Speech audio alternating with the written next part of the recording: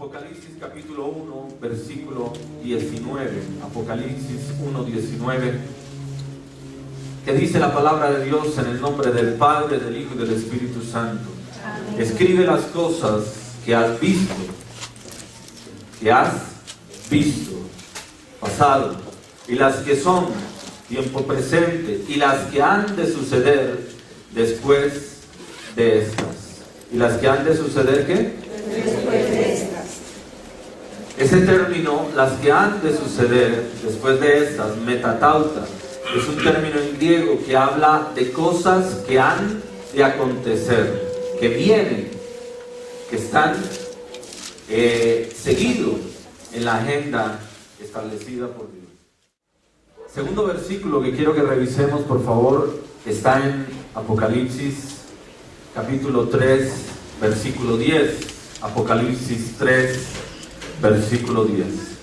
Y dice: por cuanto has guardado la palabra de mi paciencia, yo también te guardaré de la hora de la prueba que ha de venir sobre el mundo entero, para probar a los que moran sobre la tierra. Y decíamos, no solamente que Dios establece por medio de Apocalipsis tres tiempos: un tiempo presente, un tiempo pasado, un tiempo presente y un tiempo por venir. Podríamos dividir de alguna manera el Apocalipsis en tres etapas. La etapa de lo que significa Jesucristo desde su primera venida y los aconteceres alrededor, en torno de su segunda venida. Y esto nos habla de un tiempo pasado y nos habla de un tiempo ahora futuro, ¿cierto? Pero en medio de eso hay un tiempo presente para la iglesia. Por eso Apocalipsis 2, capítulo 2 y capítulo 3 se concentra en la iglesia. Un mensaje a las iglesias. Y entre ellas la iglesia de Filadelfia, que reconocemos nosotros como la iglesia fiel, la iglesia que es digna de reconocimiento. El versículo 8 ahí en el capítulo 3 dice: yo conozco tus obras, y he aquí que he puesto delante de ti una puerta abierta, la cual nadie puede cerrar, porque aunque tienes poca fuerza, has guardado mi palabra y no has negado,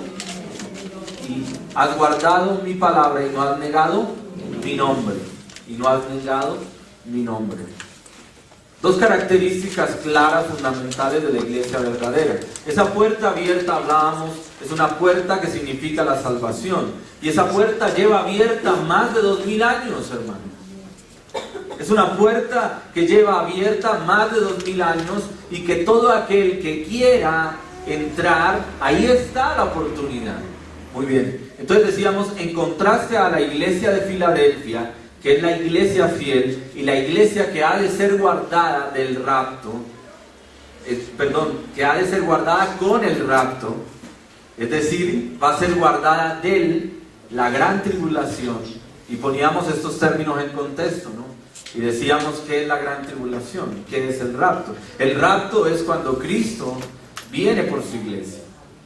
Y es el acontecimiento que precede el tiempo de la tribulación, o el tiempo de la gran tribulación, que se compone de un tiempo de 7 años. Veíamos algunos de esos elementos con claridad. Y la gran tribulación, en la medida que se van abriendo los sellos del rollo, que fue donde terminamos en la reunión pasada, hay unos aspectos muy interesantes ahí a revisar y los vamos a analizar. Pero decíamos, en contraste con la iglesia de Filadelfia, la iglesia que representa el modelo de la iglesia fiel, la iglesia que va a ser arrebatada a los cielos para un encuentro con Cristo, hay un contraste con la iglesia que le sigue, y es la iglesia de ¿están allí? La Odisea. Estamos en el capítulo 3 de Apocalipsis, ¿cierto? Esta iglesia, la iglesia de la Odisea, es el prototipo de la iglesia que se va a quedar en el rapto. ¿Sí? Se va a quedar del rapto. ¿Y qué características tiene esta iglesia? Miremoslo, por favor, allí desde el versículo 14. Escribe al ángel de la iglesia que está en la Odisea: he aquí el amén, el testigo fiel y el verdadero, el principio de la creación de Dios, dice esto: yo conozco tus obras, que ni eres frío ni caliente. Ojalá fueses frío o caliente. Pero por cuanto eres tibio y no frío ni caliente, te vomitaré de mi boca. Y la palabra de Dios utiliza estos términos que parecieran ser un poco fuertes en el tono, pero es que lo que significa es que son enfáticos en mencionar que hay parte de una iglesia, parte de miembros congregantes de una denominación que, aunque de alguna manera han profesado fe, han vivido aparentemente una vida de cristiandad, estas personas se quedarán en el tiempo del rapto y pasarán ¿a qué? A la gran tribulación. Y mira lo que dice, ¿por qué conectamos de esta manera? Dice, porque tú dices, yo soy rico y me he enriquecido y de ninguna cosa tengo necesidad, y no sabes que tú eres un desventurado, miserable, pobre, ciego y desnudo. Tremendo, ¿no? Está hablando de una iglesia que aparentemente cree estar bien, que aparentemente está en comunión con Dios, pero no es así. Cree que es rico, pero realmente es pobre, y está hablando de una pobreza primero espiritual, una bancarrota espiritual. Y dice, versículo 18, Apocalipsis 3, versículo 18, por tanto yo te aconsejo que de mí compres oro refinado en fuego, para que seas rico, y vestiduras blancas. El primero habla de santidad, de pureza, ¿cierto? Vestiduras blancas para vestirte, y que no se descubra la vergüenza de tu desnudez, y unge tus ojos con colirio, para que veas. Aquí hay inmersos tres elementos fundamentales que se le exige o se le pide a la iglesia para que entre en comunión con Dios: santidad, amén, fidelidad, gloria a Dios, y cuidado de lo que se observa, de lo que se ve, con lo que se hace contacto, etc. Dice versículo 19, yo reprendo y castigo a todos los que amo, sé pues celoso y arrepiéntete. Dios no les está diciendo que no los ama. Dios no le está diciendo a este prototipo de iglesia que ha de quedarse a la gran tribulación. No le está diciendo que no la ama, pero la está invitando a ¿qué? Al arrepentimiento, a la comunión sincera, ¿cierto? Versículo 20, aquí yo estoy nuevamente a la puerta y llamo. Habrá una puerta, hay una puerta y habrá una puerta para la iglesia a la que se refiere aquí en prototipo con la iglesia de la Odisea. Y aquí yo estoy a la puerta y llamo, y si alguno oye mi voz y abre la puerta, entraré a él, cenaré con él y él. Y dice, y al que venciere. La palabra aquí, al que venciere, habla de una lucha, habla de una entrega, habla de un sacrificio. Dice, le daré que se siente conmigo, ¿en dónde? En mi trono. Nosotros veíamos en la reunión pasada que ya en Apocalipsis 4 y 5 vemos a una iglesia, la iglesia santa, la iglesia fiel, que ya está en la presencia del Señor Jesucristo. Y no por mérito propio, simple y llanamente porque Jesucristo ha entregado su vida y ha derramado hasta la última gota de su sangre por amor a cada uno de nosotros. Y eso nos ha dado la puerta de entrada a la salvación. Y hemos de alguna manera honrado a Dios guardando la palabra y no negando la fe. Dos elementos que veíamos fundamentales de la iglesia verdadera.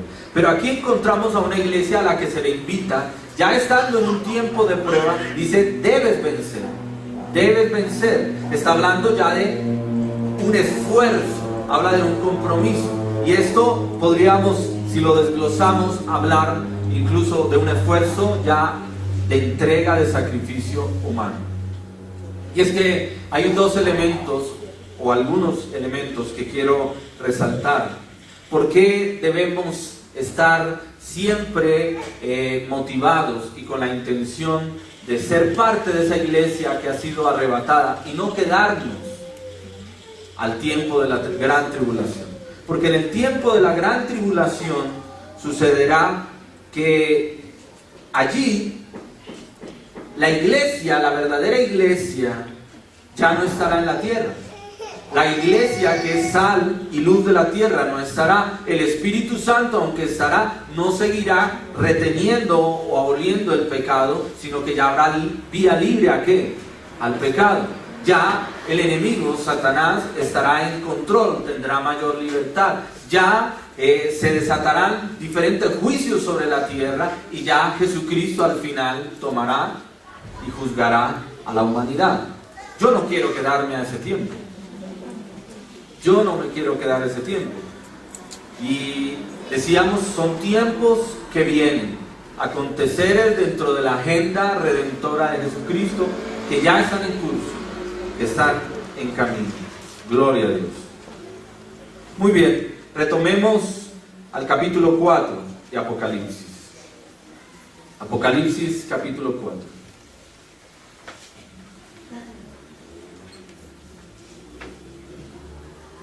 Nosotros veíamos la iglesia en la tierra en los capítulos 2 y 3. Y de pronto aquí en el capítulo 4 aparecemos con una visión de la iglesia ya en el cielo. El tema en el cielo no es otro sino la adoración.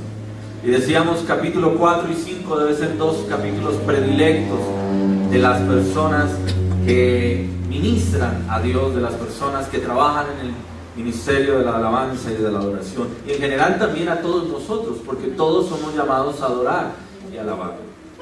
¿A quién? Al Rey de Reyes y al Señor Jesús. Y dice en el versículo 1: después de esto miré, y aquí una puerta abierta en el cielo. ¿Una puerta qué? Abierta en el cielo. Y nos concentrábamos en esto desde el capítulo 3, versículo 10, y hablábamos del arrebatamiento.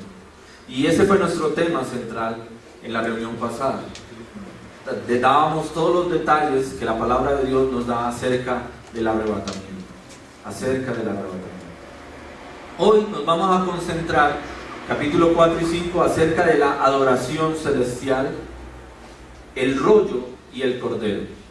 La adoración celestial, el rollo y el cordero. Gloria a Dios. Nosotros estamos pasando ya a la fase 3 del Apocalipsis. La primera vimos todo el contexto global, general, en el capítulo 1 del Apocalipsis. Vimos el tiempo presente para la iglesia, el llamado a la iglesia, a una iglesia fiel y verdadera. Pero aquí ya ahora estamos pasando a la fase número 3 del Apocalipsis y ya nos habla netamente de aconteceres futuros, de aconteceres por venir. Y eso es lo que comenzaremos a examinar. Por eso hacemos nuevamente énfasis, dice ahí en el versículo 1 del capítulo 4: y yo te mostraré las cosas que sucederán después de estas. Metatauta. Gloria a Dios. Cosas que han de acontecer. Nosotros vemos aquí en el capítulo 4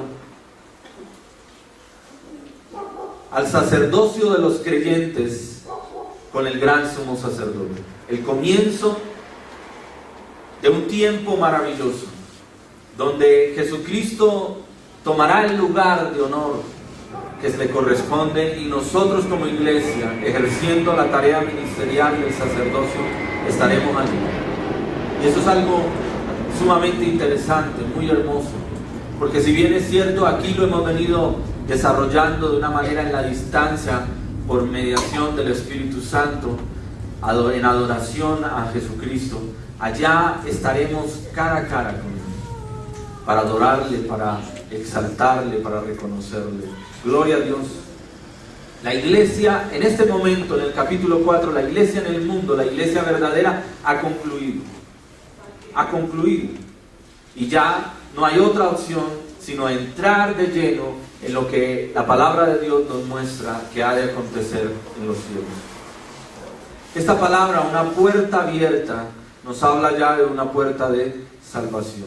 Apocalipsis 3:8 nos dice lo siguiente: yo conozco tus obras, y aquí he puesto delante de ti una puerta abierta, la cual nadie puede cerrar. Y es que la puerta de la salvación ha sido abierta por medio del sacrificio de Jesucristo y nadie puede menoscabar esa obra, nadie la puede dañar. Apocalipsis 3:20 lo leíamos y decíamos: he aquí yo estoy a la puerta y llamo, y si alguno oye mi voz y abre la puerta, entraré a él y cenaré con él y él conmigo. Hemos interpretado este versículo, lo hemos traído a colación cada vez que podemos hacer el llamado para que una persona se reconcilie con Dios como su creador por medio de Jesucristo como su Salvador. Hablando de que esa puerta abierta significa también el corazón dispuesto, humillado. ¿Ante quién? Ante Dios mismo. Gloria al Señor. Versículo 2 ahí en el capítulo 4. Dice: y al instante, en un abrir y cerrar de ojos, al instante, dice, yo estaba en el Espíritu, y he aquí un trono establecido en el cielo, y en el trono uno sentado. ¿Y en el trono qué? Uno sentado. La palabra de Dios comienza a mostrarnos al Padre allí. Al Padre allí en el trono sentado. La palabra trono en el original habla de algo permanente. Un trono que ha sido establecido de manera sempiterna, no tiene fin, es permanente, el trono de Dios. Aleluya. ¿Cuántos alabamos al Señor? Amén. Salmos capítulo 11, versículo 4 nos dice lo siguiente. Usted dirá: hermano, pero todo esto, ¿a qué viene? Salmo 11, versículo 4. Jehová está en su santo ¿qué? Templo. Jehová tiene en el cielo ¿qué? Su trono, y sus ojos ven, sus párpados examinan a los hijos de los hombres. Amén. ¿Cuántos alabamos al Señor? Jehová está en su santo templo, alábale porque Él vive. Amén. Salmos 110, versículo 1. Salmos capítulo 110, versículo 1.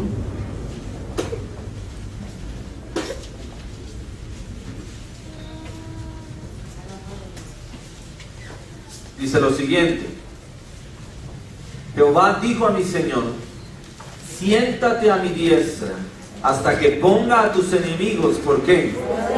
Por estrado de tus pies. ¿Quién está hablando allí? Jehová, Dios Padre. ¿A quién? A su Hijo, Jesucristo. Hasta este momento, en Apocalipsis 4, ¿cuál era el lugar? ¿Cuál era la tarea de Jesucristo?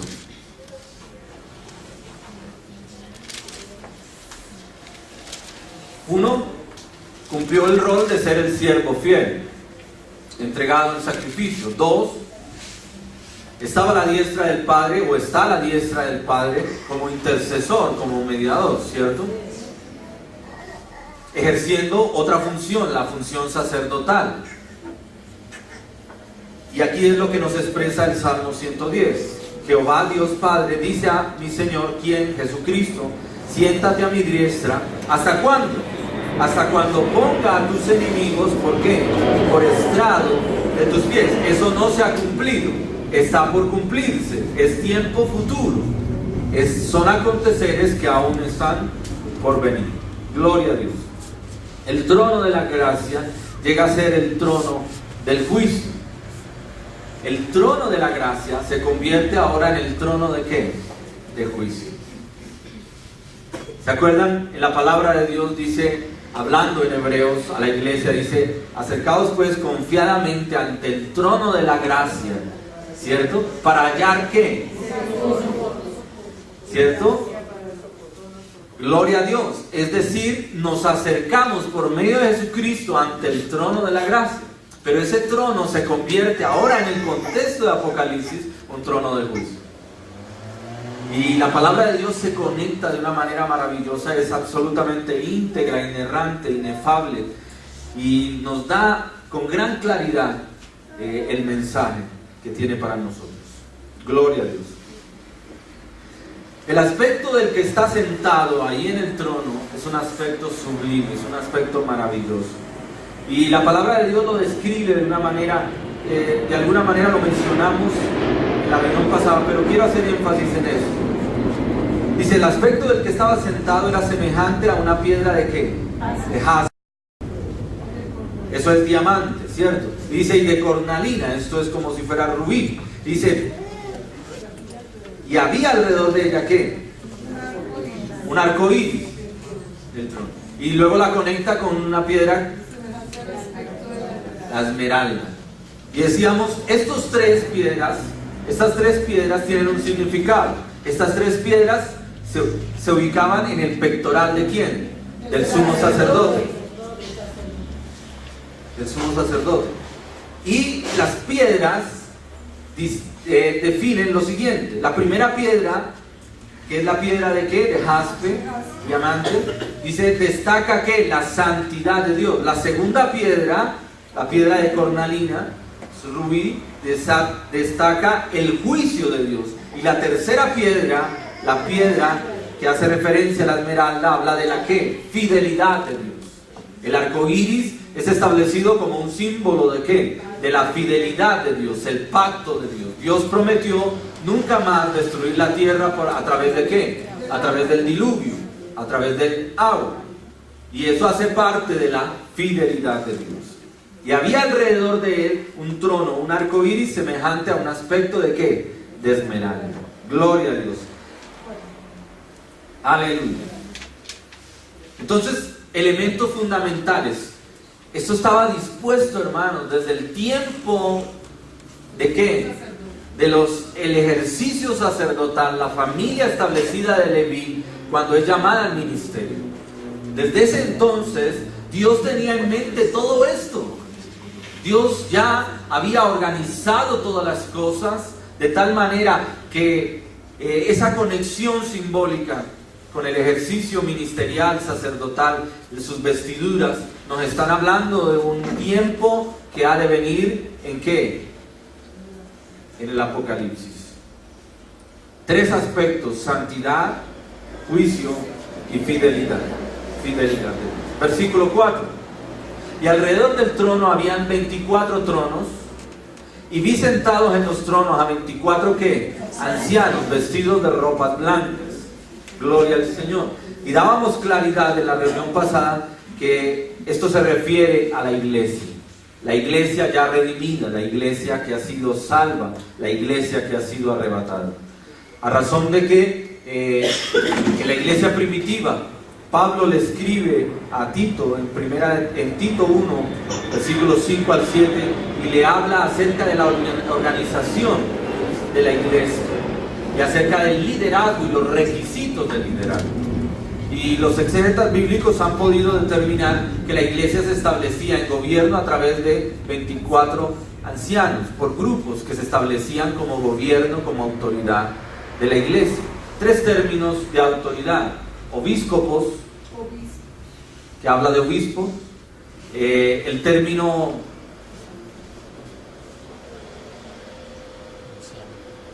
se me fueron los otros dos,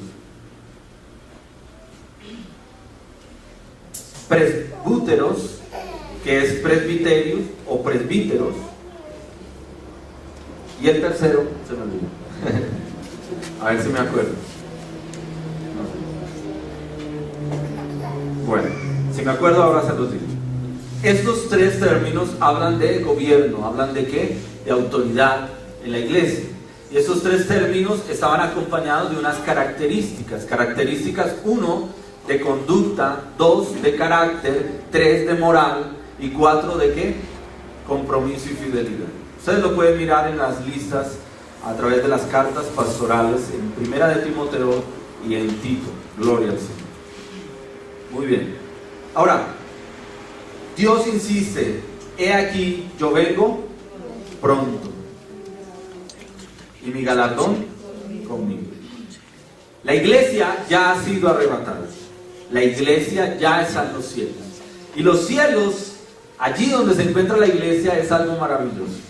Usted mira los versículos del 6 al 7 y dice: y delante del trono, estamos en Apocalipsis 4, había como un mar de vidrio. Decíamos, en el cielo no existe mar, pero el mar de vidrio en calma nos habla de paz, nos habla de descanso, nos habla de ¿qué? De tranquilidad. Está hablando de una iglesia que ya ha sido arrebatada y que ya ha dejado atrás la lucha con el pecado, la lucha con el enemigo, y que ahora se encuentra en ¿qué? En total paz, en total calma, en total tranquilidad. Gloria al Señor. Dice, como un mar de vidrio semejante al cristal, y junto al trono y alrededor del trono 4 seres vivientes. ¿4 qué? Seres vivientes. Gloria al Señor. Si usted mira Éxodo capítulo 24, Éxodo capítulo 24, simplemente estoy tocando algunos detalles que van a ser relevantes más adelante en función de lo que Dios nos está manifestando. Éxodo capítulo 24, el versículo 10, dice lo siguiente: y vieron a Dios, y vieron al Dios de Israel, y había debajo de sus pies como ¿qué? Como un embaldosado de zafiro, semejante al cielo cuando está ¿qué? Sereno. Cuando está ¿qué? Sereno. La palabra sereno habla de ¿qué? Quietud, habla de tranquilidad. Gloria a Dios. La iglesia, vamos a estar en un tiempo de total ¿qué? Quietud, tranquilidad, paz, gozo, regocijo en la presencia de Dios. Alabamos al Señor por esto. Ezequiel capítulo 1, versículo 22, dice lo siguiente: y sobre las cabezas de los seres vivientes aparecía una expansión a manera de cristal, maravilloso y extendido encima de sobre sus cabezas. Gloria a Dios. La palabra de Dios es coherente ¿desde cuándo? Desde el Génesis hasta el Apocalipsis. Alabamos al Señor. Gloria a Dios, aleluya. Ahora, nos habla allí de 4 seres vivientes. Simplemente estoy tocando algunos puntos que habíamos mencionado, pero quiero hacer énfasis en algunos aspectos. 4 seres vivientes. La palabra seres vivientes viene del término en el original zoa, de donde nosotros tomamos el término zoológico. Zoa. Algunos, a razón de esto, han interpretado esta porción o estos 4 seres vivientes como algo digno de las películas de Hollywood, ¿no? O sea, seres allí monstruosos, transformados, pero realmente no se trata de eso. Tenemos que hacer una buena interpretación bíblica. La palabra de Dios allí, cuando habla y dice, versículo, estamos en Apocalipsis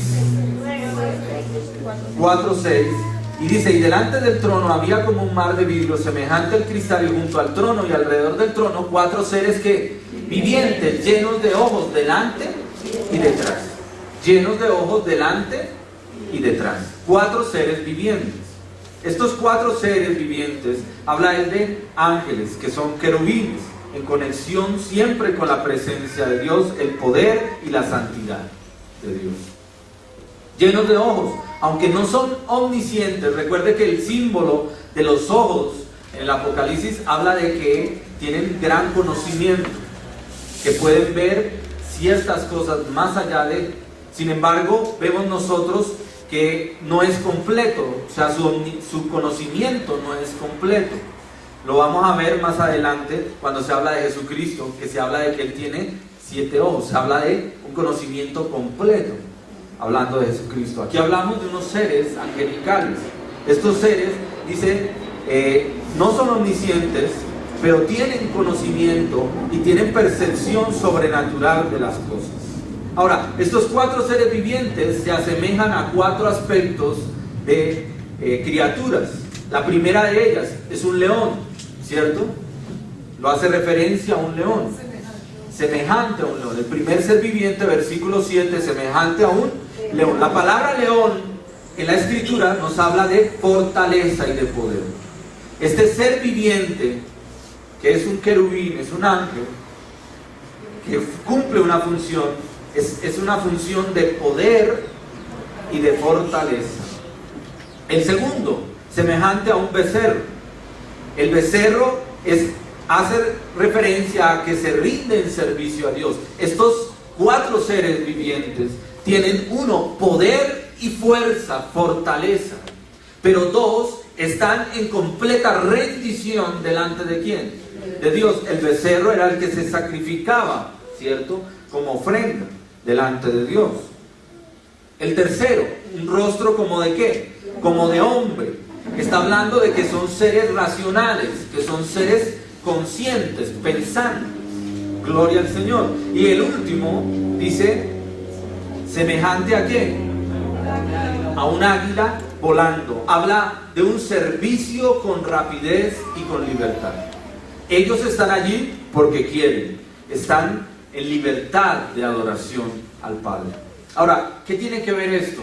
Lo que pasa es que tenemos que hacer énfasis en esto porque más adelante vuelven a mencionarlos y tenemos que tener claridad a qué se refiere. Entonces no son los monstruos de las películas de Hollywood. Está hablando desde qué, es de su función, está hablando desde su rol, está hablando desde su tarea, está hablando de sus características. Gloria a Dios. Ahí llegamos al capítulo 5, versículo 1. Gloria a Dios. Entendemos nosotros que el capítulo 4 nos muestra a Dios el Padre en el trono. Nos muestra a los seres vivientes que le rinden adoración. Los 24 ancianos que representan la iglesia, todos en adoración. Gloria al Señor. Y nos muestra que el que está sentado en el trono tiene que un rollo. Gloria a Dios. Capítulo 5, versículo 1. Y dice, y vi en la mano derecha del que estaba sentado en el trono un libro como escrito por dentro y por fuera. ¿Sellado con qué? Con 7 sellos. Sellado con 7 sellos. Comentábamos en la reunión pasada que en el tiempo de la iglesia primitiva y en especial la cultura romana, se sellaban los edictos, las herencias, se sellaban de una manera tal que eso indicaba la legalidad del edicto, la legalidad del título, la legalidad del documento que establecía que era válido. Y de manera específica, en el pueblo romano lo sellaban 7 veces. Y decíamos, ese rollo está escrito por dentro y por fuera. En la parte interior tiene todo el detalle de lo que significa el título.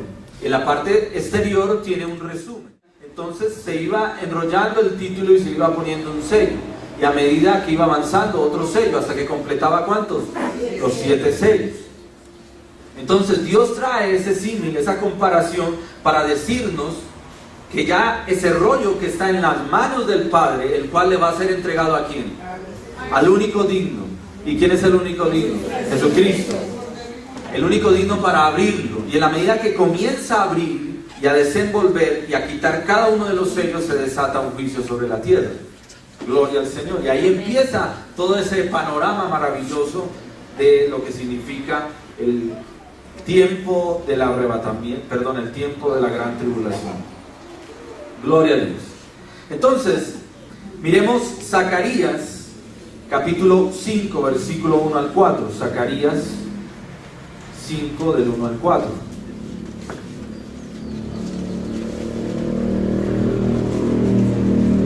Dice así, gloria a Dios. De nuevo alcé mis ojos y miré. Está hablando el profeta Zacarías en la visión que Dios le ha dado. Y dice, de nuevo alcé mis ojos y miré, y aquí un rollo que volaba. Y me dijo, ¿qué ves? Y respondí, veo un rollo que vuela. ¿De cuánto? De 25 codos de largo. De 20 codos de largo y 10 codos de ¿qué? De ancho. Entonces me dijo, esta es la medida, esta es la maldición que sale sobre la faz de toda la tierra, porque todo aquel que hurta como está de un lado del rollo será ¿qué? Destruido, y todo aquel que jura falsamente como está del otro lado del rollo será ¿qué? Destruido. Yo la he hecho salir, dice Jehová de los ejércitos, y vendrá a la casa del ladrón y a la casa del que jura falsamente en mi nombre, y permanecerá en medio de su casa y la consumirá con sus maderas y sus piedras. Es una situación de juicio, ¿no? Es una situación de juicio. Es decir, el rollo se abre, y se abre ¿para qué? Para juicio, para castigo. Gloria a Dios. Volvamos allá a Apocalipsis. Y dice el versículo 2 en el capítulo 5, vi un ángel fuerte que pregonaba a gran voz. ¿Pregonaba qué? A gran voz. ¿Quién es digno de abrir el libro y de desatar sus sellos? Y nosotros miramos en el panorama del capítulo 5 y encontramos que Juan se conmueve con lo que él está viendo. Y es que empiezan a preguntar, ¿no? Y bueno, ¿y quién? ¿Abraham? ¿Quién será digno de abrir el rollo?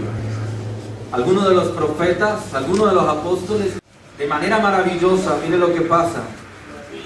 El versículo 5. Dice, y uno de los ancianos me dijo, no llores. ¿Le está hablando a quién? A Juan. Porque Juan está viendo los aconteceres y él está diciendo, no hay nadie digno. Y él le responde, dice, no llores. Y aquí dice que el león de la tribu de Judá. ¿Quién es titulado el león de la tribu de Judá? El Silo. ¿Se acuerdan? Este término criptográfico, el criptograma acerca del Mesías. Génesis 49, volvamos allá a Génesis 49. Génesis, capítulo ¿qué? 49, versículos 8 al 12. Y mira lo que dice. Judá, te alabarán tus hermanos, tu mano en la servir de tus enemigos, los hijos de tu padre se inclinarán a ti. Cachorro de león, Judá, de la presa subiste, hijo mío. Se encorvó, se echó como león, así como león viejo. ¿Quién lo despertará? No será quitado el cetro de Judá, ni el legislador de entre sus pies, hasta que venga Silo. Diga conmigo, Mesías. Y a él se congregarán los pueblos. Gloria a Dios. ¿Cuántos alabamos al Señor?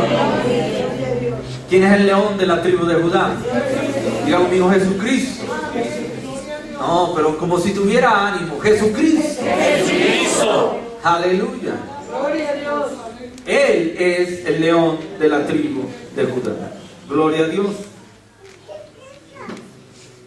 Pero no solamente esto, sino que mire también cómo lo nombra. Dice, he aquí el león de la tribu de Judá, la raíz ¿de quién? La raíz de David. La raíz de David. Isaías capítulo 11. Isaías capítulo 11. Gloria a Dios. Y dice desde el versículo 1, saldrá una vara del trono de quién? ¿Del tronco de quién? ¿Quién era Isaí? Gloria a Dios. La palabra de Dios es perfecta. Y dice, saldrá de una vara del tronco de Isaí, y un vástago retoñará de sus raíces. Y dice, y reposará sobre él el espíritu de Jehová. ¿El espíritu de qué? ¿Cierto? El espíritu séptuple. No que hayan 7 espíritus, sino que los 7 atributos del Espíritu Santo, características de operación del Espíritu Santo. Y dice, y reposará sobre él el Espíritu de Jehová. ¿Sobre quién? Sobre Jesucristo. Y dice, el Espíritu de sabiduría, 1, 2, de inteligencia, consejo, poder, conocimiento y de temor de Jehová.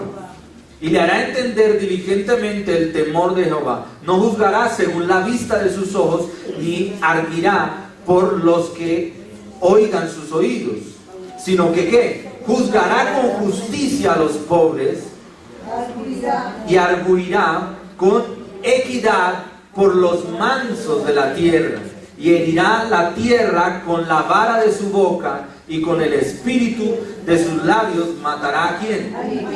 Al impío. Gloria a Dios. A todos alabamos al Señor. Versículo 5. Y será la justicia cinto de sus lomos, y la fidelidad ceñidor de su cintura. Morará el lobo con el cordero, y el leopardo con el cabrito se acostará. El becerro y el león y la bestia doméstica andarán juntos, y un niño los pastoreará. Versículo 7. La vaca y la osa pacerán, sus crías se echarán juntas, y el león como el buey comerán ¿qué? Aleluya. Versículo 8. Y el niño de pecho jugará ¿sobre qué? Sobre la cueva del asno. Y el recién destetado extenderá su mano sobre la caverna de la víbora.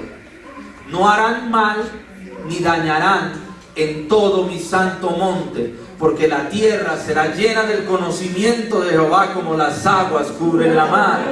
Versículo 10. Acontecerá en aquel tiempo que la raíz de Isaí, la cual estará puesta por pendón a los pueblos, será buscada por las gentes, y su habitación será ¿qué? Gloriosa. ¿Cuántos alabamos al Señor? Gloria a Dios. Gloria al que vive por los siglos de los siglos. Daniel capítulo 7. Toda la palabra de Dios es íntegra. ¿Cuántos alabamos al Señor? Daniel capítulo 7, versículos 8 al 10. Daniel 7, 8 al 10 nos dice: mientras yo contemplaba los cuernos, el cuerno habla siempre de autoridad, y dice: mientras yo contemplaba los cuernos, es aquí que otro cuerno pequeño salía entre ellos, y delante de él fueron arrancados ¿qué? 3 cuernos de los primeros. Y he aquí que este cuerno tenía ¿qué? Ojos como de hombre y una boca que hablaba grandes cosas. Todo esto es una conexión profética, simbólica a los aconteceres de ¿qué? De los últimos tiempos. Y en ese versículo ahí habla de un cuerno pequeño. ¿Sí lo vieron ahí? ¿Lo notaron? No lo pierda de vista, lo vamos a retomar más adelante. Gloria al Señor. Capítulo 6. En la reunión pasada vimos que el único digno de abrir el rollo, ¿quién fue? Jesucristo. Y vimos el porqué. Y vimos el sustento. Ya no nos podemos concentrar en eso. Ahora vamos al capítulo 6. Y vamos a empezar a abrir a la luz de la palabra de Dios ese rollo. Y vamos a ver los aconteceres. Lo escrito en ese rollo es la descripción del juicio mediante el cual el Señor tomará de regreso a la tierra. Capítulo 6, versículo 1. Vi un cordero, y vi cuando el cordero abrió, ¿qué? Uno de los sellos. Los sellos se abren uno por uno, de manera individual. No hay riesgo de que se abran al tiempo, por lo mismo que habíamos descrito.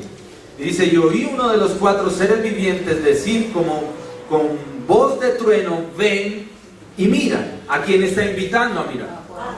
En ese momento a Juan, pero hoy ¿a quién? A nosotros. La palabra de Dios nos hace una invitación. Por eso en la introducción, capítulo 1, nos decía que somos bienaventurados por tener con nosotros este libro. En general, la palabra de Dios. Aleluya. Gloria a Dios. Hay 2 elementos aquí que implican acción: oír y ver, los cuales invitan a una tercera acción: hacer. Nos vamos a concentrar en los versículos que hablan del oír y el ver, y luego vamos a ver la invitación del hacer. Gloria a Dios.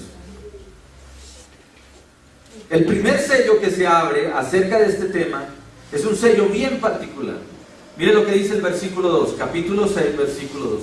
Y aquí empezamos. Usted me decía, pastor, al principio, pero bueno, todo esto sí, qué bueno, pero ¿qué tiene que ver eso con nosotros? Porque con seguridad que tú y yo como iglesia, que amamos a Jesucristo, que queremos honrarle en lo que hacemos, decimos, dejamos de hacer, en lo que pensamos, en la manera como reaccionamos, en nuestra conducta, carácter, nuestra moral, en todo lo que nos esforzamos, queremos honrar a Dios de tal manera que Él, por su misericordia, se agrade de nosotros y tome a bien nuestra ofrenda y nos permita estar allí en el trono. Y para que eso acontezca se suceden muchas cosas, pero es necesario tener conciencia de lo que sucederá en este mundo, del cual no queremos hacer parte, porque este mundo es pasajero y hay muchas organizaciones que están buscando alargarle la vida a este mundo, pero la vida, el tiempo de vida de este mundo es corto y ya está medido en los tiempos que Dios ha establecido. Dios, desde el mismo momento en que creó el mundo, sabía que este mundo iba a ser temporal. Temporal. Y hay mucha gente que no, que quiere aferrarse a este mundo. Pero el mundo este mundo tiene un tiempo ya determinado de vivir. Y dice el versículo 2, capítulo 6, versículo 2, y miré aquí un caballo, ¿qué? Blanco. Y el que lo montaba tenía, ¿qué? Un arco. Y le fue dada una, ¿qué? Corona. Y salió, ¿qué? Venciendo. Y para vencer. Entonces aquí empezamos a ver no solamente el primer sello que se abre, sino empezamos a ver uno de los 4 jinetes que se habla en el Apocalipsis. Y mucho se ha especulado alrededor de eso. Mucho se ha dicho alrededor de eso. Lo primero que quiero decirle es el elemento que se utiliza allí acerca, en torno a la tarea del jinete. El caballo ¿qué? Blanco. El caballo blanco es prototipo de ¿qué? El caballo blanco, recuerden ustedes que cuando, me adelanto un poco, capítulo 19 de Apocalipsis, Jesucristo viene, cuando ya viene como juez, viene en un caballo blanco. No es el mismo caballo y no es el mismo jinete. Está hablando aquí de un caballo blanco. Esa particularidad de este caballo blanco me habla de paz, de un tiempo de paz. El caballo blanco como tal me habla de un tiempo de paz. No se habla de jinetes, o sea, muchos interpretan de que son personas. Al primer jinete se le hace relación en función del anticristo. Y aquí empezamos a meter otro término, el anticristo. ¿Y ese quién es? Hasta ahora empieza a entrar en escena. Pero empezamos a ver poco a poco. No se habla de personas, se habla de fuerzas, se habla de juicios. ¿Ok? Entienda esto por favor, porque hay muchas interpretaciones incorrectas. Sí tiene que ver este tiempo de aparente paz, un tiempo temporal, un tiempo pasajero con el anticristo. Mas no necesariamente está hablándonos aquí de que el jinete sea el anticristo. Ahora, este jinete del que estamos viendo aquí en la palabra, en el versículo 2, definitivamente es un personaje de autoridad, pero es un personaje no como un único individuo, sino representando a una nación o a un conjunto de naciones que se han unido para determinar un tiempo de paz, pero es un tiempo engañoso.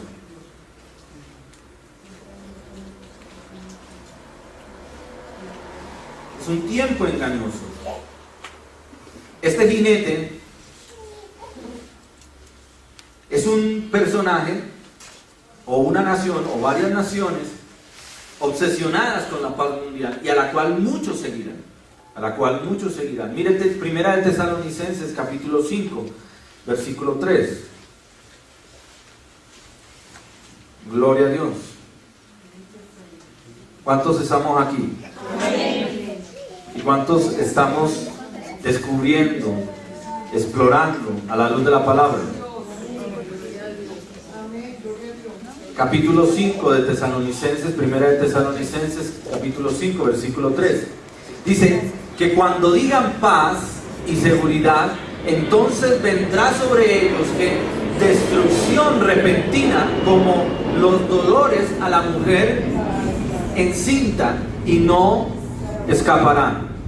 Recordemos que primera de Tesalonicenses es todo un pasaje en paralelo acerca de los aconteceres antes, durante y después de la segunda venida del Señor Jesucristo. Nos referíamos a él para concentrarnos en el tiempo del ¿qué? Del arrebatamiento. ¿Lo recuerdan? Amén. Gloria al Señor. Ahora, este jinete, capítulo 6, vuelvo otra vez a Apocalipsis, capítulo 6, versículo 2, dice que tenía un arco. El arco es símbolo de ¿qué? De guerra. Pero este arco no tiene flechas. Este arco es un arco que está establecido allí, tiene poder, tiene autoridad y logra algo que el mundo de hoy está buscando, y es obtener la paz mundial, el nuevo círculo, ámbito de paz mundial sobre la tierra, sin emitir una sola bala, una sola flecha. Y de esto voy a hablar y quiero aterrizarlo aquí, porque hay unos aconteceres que nos muestran que esto ya está en curso. Esto ya está en curso. Ahora, ese jinete, además del arco, tiene también una corona. La palabra corona allí es Estéfanos. Estéfanos. Y dice, y salió venciendo, ¿y para qué? Y para vencer. Este personaje o esta nación o este grupo de naciones que promueven la paz mundial, les será otorgado autoridad, les será entregado como premio un reconocimiento mayúsculo. E incluso Israel firmará con ellos paz. Y esto no me adelanto, lo vamos a ver más adelante. La Biblia predice un tiempo así. ¿Cuántos sabemos que la misma Biblia nos ha hablado de esto? Gloria a Dios, la Biblia lo predice, un tiempo de paz mundial que ha de venir. Pero va a ser una paz engañosa. ¿Es una paz qué? Engañosa, es una paz efímera. Quiero traer algunos elementos que extraje de la obra de John MacArthur que se titula Volviendo al futuro. Y hay un personaje, se llama Robert Mueller. Robert Mueller es el filósofo de las Naciones Unidas y lo llaman el profeta de la esperanza. Este hombre, Robert Mueller, dice, sirviendo a las Naciones Unidas, ha servido durante 33 años y es uno de los diplomáticos más reconocidos en el mundo. Él escribió lo siguiente: no habrá una tercera guerra mundial entre las grandes potencias. Él escribió eso, él pronostica eso. Él, todo lo contrario, dice, nos dirigimos hacia una nueva era y un nuevo mundo, un nuevo Génesis, a un verdadero renacimiento global en donde Dios permanece político, moral y espiritual para hacer de este planeta algo que dure lo más que se pueda y hacer lo que siempre hemos querido que fuera el planeta de Dios, un planeta de paz. Eso escribe ¿quién?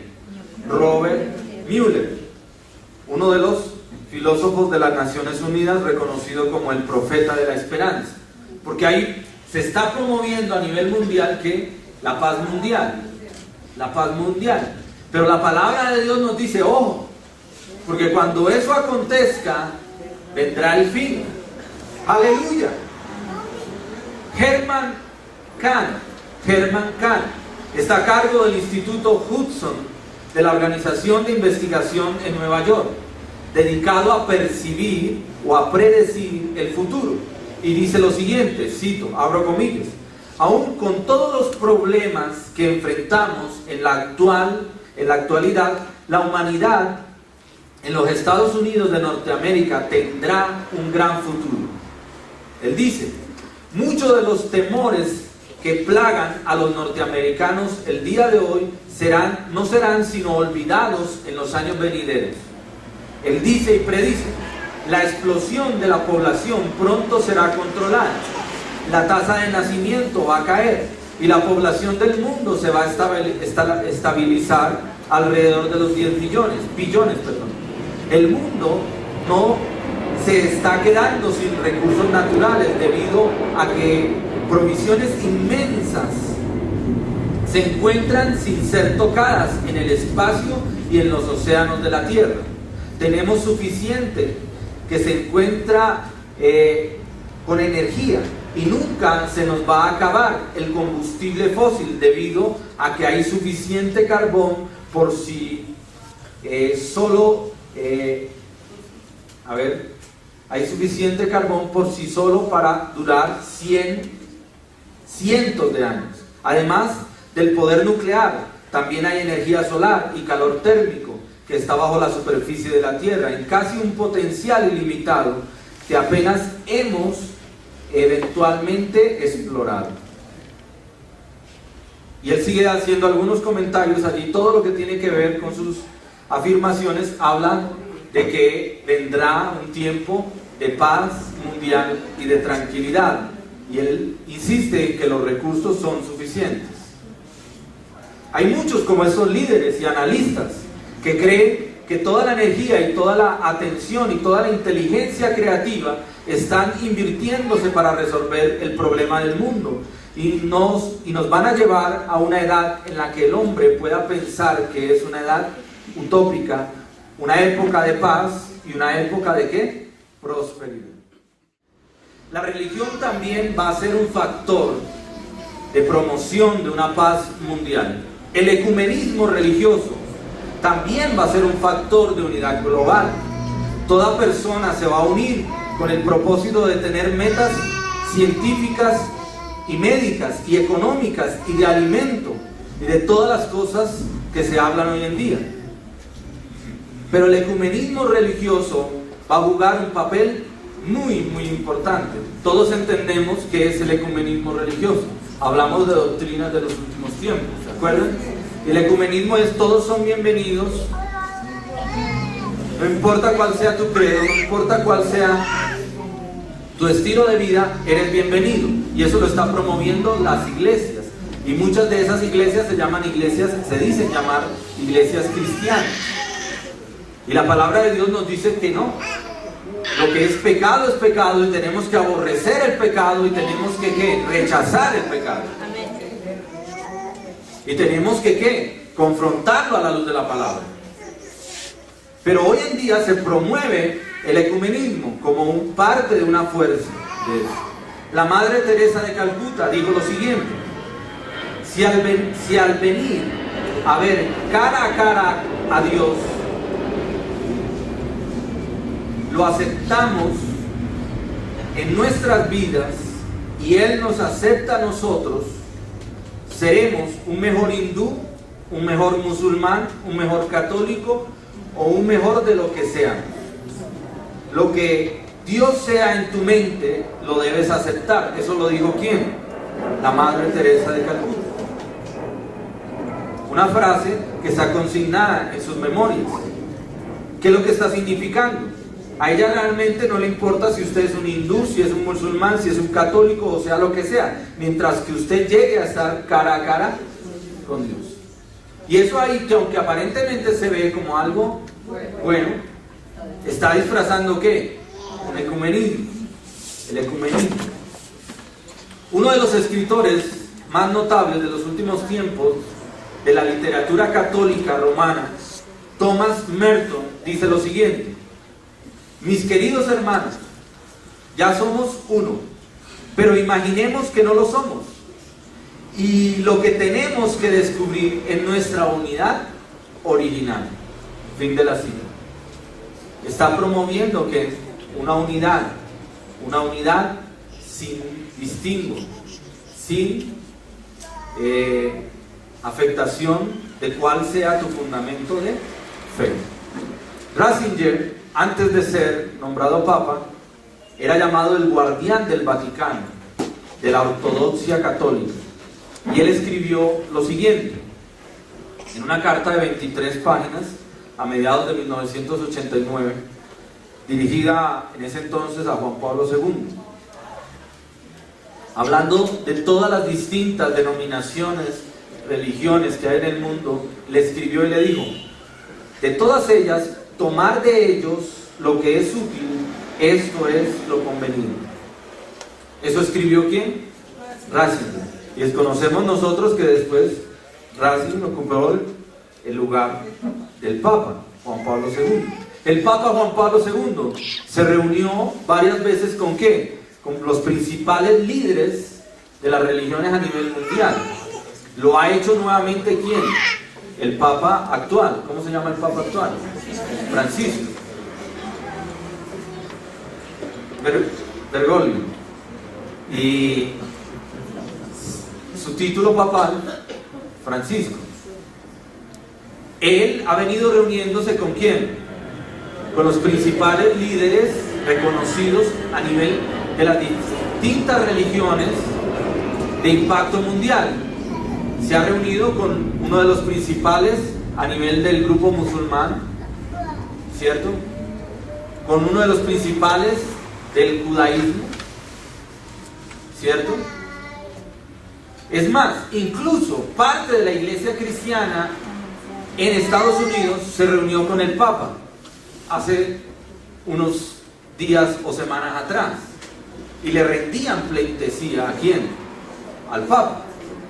Hablamos de qué, de la iglesia, aparentemente la iglesia cristiana. Líderes de Estados Unidos, de la iglesia llamada cristiana, reuniéndose y besando la mano del Papa. Esto no es otra cosa, hermanos, sino que un movimiento que se está dando en función de ¿qué? Del ecumenismo para finalmente promover la paz mundial. Otro personaje, Sun Myung Moon, o Myung Moon, de los moonistas. Es el fundador de la Federación para la Paz Universal. Fundador de la Federación para la Paz Universal. Y dice: todos los hombres y mujeres de la religión deben derribar las barreras del sectarismo para alcanzar la meta más grande, la paz mundial. Esto lo acaba de decir. El Papa actual dijo lo siguiente: los cristianos deben trabajar con las otras religiones para asegurar la paz. Todo esto hace parte de este movimiento. Estamos aquí en Apocalipsis capítulo 1 y versículo 2 y estamos viendo que se abre un sello. Capítulo 6, versículo 2, perdón. Se abre un sello y ese sello, ese primer sello es el sello de juicio acerca de una paz falsa, de una paz efímera y de una paz que temporal. Ahora, ¿Dios nos había advertido de eso o no? ¿O nos está advirtiendo de eso o no? Vamos a hacer un paralelo con Mateo capítulo 24. Yo quiero que usted vaya allí a Mateo capítulo 24.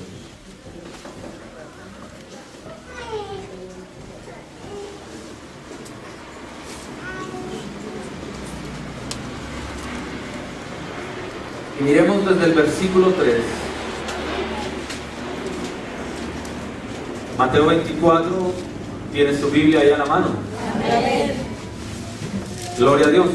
Dice: y estando él sentado en el monte de los olivos, ¿está hablando de quién? Jesucristo.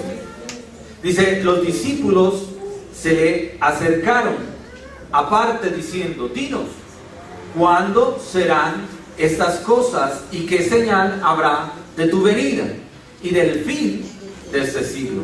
Tantas preguntas, ¿no? El acontecer de los tiempos que ellos estaban viviendo, de lo que se le había profetizado. 1, 2, dice la señal de la venida del Señor Jesucristo. Y 3, la señal del fin de este siglo. La palabra siglo ahí es la palabra mundo, ¿no? Recuerden que hay 3 palabras para definir mundo a nivel de la Biblia. La primera, cosmos, como todo lo creado, ¿cierto? La segunda palabra, siglo, como es el mundo en función del conjunto de filosofías, costumbres, culturas, dictamentos humanos que están en contra de Dios. Y la tercera, humanidad, que habla del ser humano en sí. 3 palabras refiriéndose a mundo. Aquí se menciona ¿qué? Siglo. ¿Cuándo será el fin de este siglo? Y respondiendo Jesús les dijo: mirad que nadie ¿qué? Os engañe, porque vendrán muchos en mi nombre diciendo: yo soy el Cristo, y a muchos engañarán. Y dice: y oiréis de guerras y de rumores de guerras. Mirad que no os turbéis, porque es necesario que todo esto acontezca, pero aún no es el fin. Muchos han interpretado y han dicho: no, pero es que de guerras y de rumores de guerras hemos venido oyendo desde el acontecer de la humanidad. Pero ¿sabes lo que nos está diciendo la palabra de Dios? Es que, ojo, vendrá un tiempo de aparente ¿qué? Paz, tranquilidad, sosiego. Todas las naciones confluirán, incluso la nación de Israel firmará un tratado de paz. Pero esa paz será totalmente pasajera, efímera, temporal. Sigamos leyendo. Estamos en Mateo 24, versículo 5. Versículo 7. Porque se levantará nación contra nación y reino contra reino, y habrá pestes y hambres y terremotos en diferentes lugares. Y todo esto será el principio de dolores. Ahora, noten que allí, el capítulo 24, nos da un resumen, pero un resumen súper resumido de los aconteceres. Pero tiene un paralelo claro a la luz de Apocalipsis, y lo vamos a ir revisando uno por uno. Gloria a Dios. Me devuelvo, déjenlo ahí, tengan su mano allí, o tengan su separador ahí en su Biblia. Gloria a Dios, ahorita lo retomamos.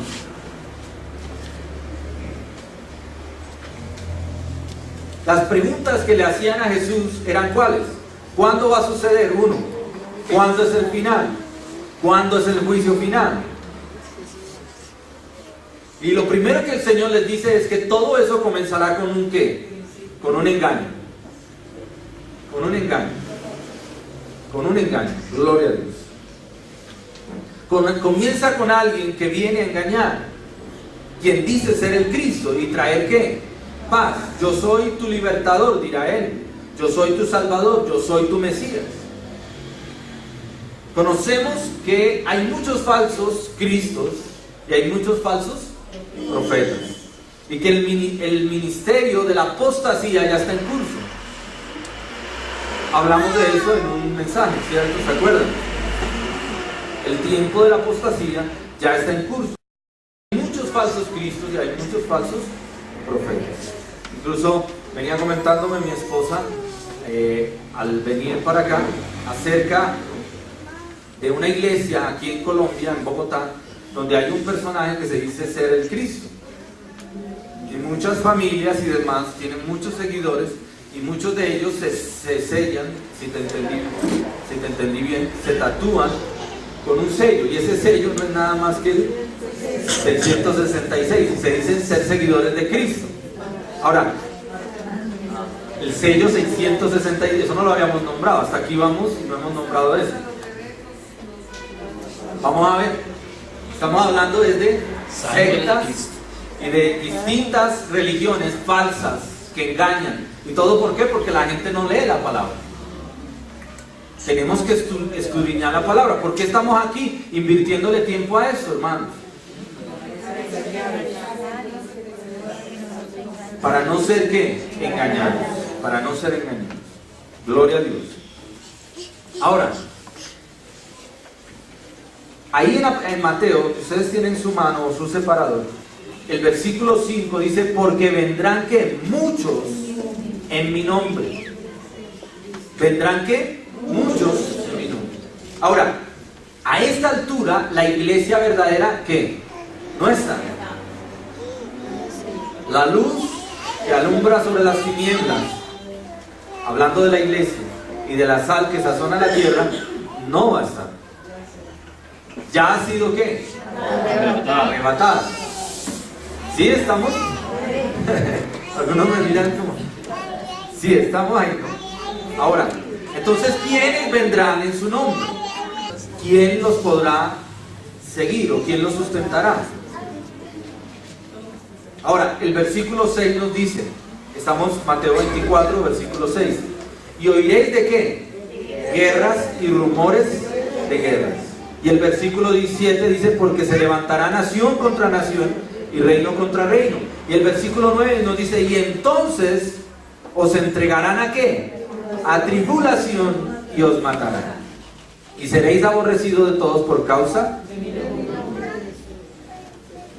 Gloria a Dios. Ahora, usted me podrá preguntar: pastor, ¿quiénes son? Porque si la iglesia fiel y verdadera ya está en los cielos, entonces, ¿a quién se refiere? ¿A quién se refiere? ¿Cuáles son los que han de matar? ¿Por causa de quién? Del nombre del Señor Jesucristo. ¿Se acuerdan que hablamos el paralelo de la iglesia fiel, la iglesia de Filadelfia y la iglesia de la Odisea? Prototipo de aquellos que se han de quedar del rapto y que después van a tener que pagar con su vida para ser salvos. ¿Sí? Gloria a Dios. Lo felicito, ahí está conectado. Entonces, lo primero va a haber que un engaño. Un engaño. Versículo 11 nos dice, ahí mismo, y muchos falsos profetas que se levantarán. ¿Y engañarán a quién? A muchos. Y engañarán a muchos. Siempre ha habido falsos cristos y falsos profetas. Hoy en día están en este mundo y están engañando. Están engañando. Pero estamos hablando aquí en el contexto bíblico. Estamos hablando en el contexto bíblico a la luz de Mateo, en un paralelo con Apocalipsis. La gente a la que se refiere es la gente que se quedó del rapto. ¿Ok? Versículo 21 dice: porque habrá entonces gran ¿qué? Tribulación. Estamos en Mateo 24, versículo 21. Porque habrá entonces gran tribulación, cual no ha habido desde el principio del mundo hasta ahora, ni la habrá. ¿Qué es lo que sigue al tiempo aparente de paz mundial, pasajero? Se desata un tiempo de ¿qué? De tribulación, de angustia, de guerra. El versículo 23 nos dice: entonces si alguno dijere, mirad, aquí está el Cristo, o mirad, allí está, ¿qué dice? No le creáis. No le creáis. El versículo 25. Él ya nos lo había dicho antes. Así que si os dijeren, mirad, está en el desierto, no salgáis.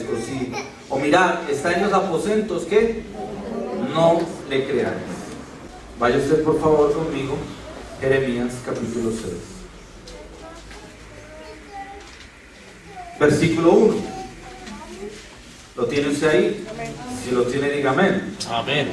Huid, hijos de Benjamín. ¿A quién se refiere? Al pueblo de Israel. Huid, hijos de Benjamín, de en medio de Jerusalén, y tocad bocina en Tecoa, y alzad por señal humo sobre qué? Bet Akerem, porque del norte se ha visto mal y quebrantamiento grande. Dios está avisando a su pueblo en el tiempo de Jeremías y le está diciendo, ¿viene qué? Juicio. Pero el pueblo está diciendo, no, hay paz. Y muchos de sus líderes le están diciendo, no, no le crean al profeta. Hay paz, hay tranquilidad, no hay problema. No hay problema. El capítulo 6, el versículo 14 dice, hablando de aquello, dice, y curan la herida de mi pueblo con liviandad, diciendo, paz, paz, y no hay paz. Está refiriéndose Dios al acontecer del tiempo profético donde el pueblo fue engañado por muchos falsos líderes diciendo, estamos en un tiempo de paz, Dios está con nosotros, pero Dios no estaba con ellos. Venía ¿qué? Tiempo de juicio, venía tiempo de guerra. Amén. Gloria a Dios. Capítulo 8, versículo 11, ahí mismo en Jeremías, capítulo 8, versículo 11. Y dice, y curaron la herida de la hija de mi pueblo, ¿con qué? Con liviandad, diciendo, paz, paz, y no hay paz. Gloria a Dios. Capítulo 14, versículo 13 al 14, ahí en Jeremías. Y yo dije, Señor Jehová, he aquí que los profetas les dicen, no veréis la espada, ni habrá hambre entre vosotros, sino que en este lugar os daré paz verdadera. Me dijo entonces Jehová, falsamente profetizan los profetas en mi nombre. No los envié, ni los mandé, ni les hablé visión mentirosa, adivinación, vanidad y engaño de su corazón os profetizan. El mismo tiempo de los aconteceres proféticos de Jeremías se dará en el tiempo de ¿qué? De la gran tribulación. Ahora, nos queda claro dos cosas. La primera, en el paralelo con Mateo capítulo 24, la paz temporal viene a través de falsos profetas y de falsos líderes, ¿correcto? Pero inmediatamente después de esto, la palabra de Dios conecta con un tiempo de ¿qué? De guerra. Con un tiempo de guerra. Y por eso, allí en el versículo 3 del capítulo 6 de Apocalipsis, si usted lo mira, versículo 6, dice, versículo 3, perdón. Dice, cuando abrió el segundo sello, oí al segundo ser viviente que decía, ven y mira, la misma invitación, el mismo énfasis, la misma autoridad. Y dice, y salió otro caballo, bermejo, y al que lo montaba le fue dado el poder de ¿qué? Quitar de la tierra ¿qué? La paz. Y se matasen ¿qué? Unos a otros, y se le dio una gran espada. ¿Qué seguirá después del tiempo aparente de paz?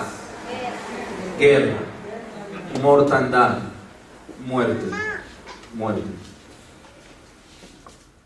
Es un tiempo tan terrible, hermanos, de muerte, de mortandad, de crueldad, sin imaginarnos,